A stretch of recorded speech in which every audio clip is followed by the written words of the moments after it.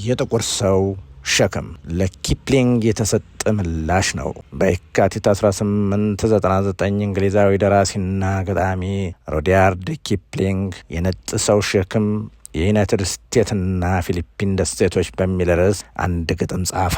የኪፕሊንግ ግጥም ነጭ ያልሆኑትን አገሮች የመግዛት ሞራላዊ ኃላፊነት አለባቸው በማለት የዘረኝነት መከራከሪያ ሀሳቡን ያቀረበበት ፍጹም ዘረኛ ጽሑፍ ነው። አፍሪካ አሜሪካውያን ከሌሎቹ በርካታ ሰዎች ጋር የነጭ ሰው ሸክም የሚለውን አስተሳሰብ ተቃውመውታል። በደርዘን ከሚቆጠሩ የኪፕሊንግ ግጥሞች ምላሾች መካከል አፍሪካ አሜሪካዊ ቄስና አርታይ ጆንሰን የተጻፈው የጥቁር ሰው ሸክም ይገኝበታል። የጥቁር ሰው ሸክም ዋናው ጽንሰ ሀሳብ የኪፕሊንግ ጽሑፍ ዘረኝነትንና ኢምፔሪያሊዝምን፣ ቅኝ ግዛትን የሚያጠናክር ይልቁንም ነጮች እኛ ሸክም የሆንባቸው ሳይሆን እኛ የተሸከምናቸው መሆኑን የሚገልጽ ጠንካራ ምላሽ ነው። ይህን ጽሑፍ የበለጠ አነቡት።